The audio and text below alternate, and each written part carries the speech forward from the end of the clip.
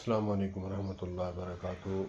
قال النبی صلی اللہ تبارک و تعالی علیہ وسلم: من تمسک بسنتی عند فساد امتی فلہ مئۃ اجر شہید۔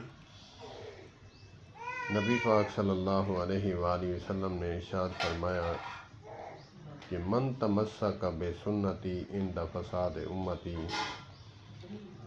فساد کے دور میں، ایسے دور میں میری سنت کو زندہ کرنا ایسے ہے جیسے 100 شہیدوں کا ثواب انشاءاللہ تبارک و تعالی اللہ عز و جل عطا فرمائیں گے۔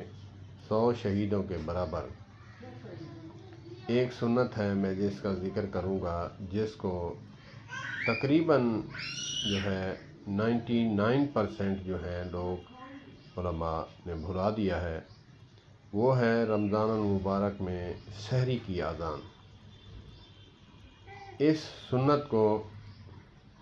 سنت کا تمغہ جو ہے صحرا علماء اہل حدیث کے سر کو جاتا ہے، اور اللہ پاک باقی علماء کرام کو بھی اس پر غور فرمانے کی توفیق عطا فرمائے۔ والسلام علیکم ورحمۃ اللہ وبرکاتہ۔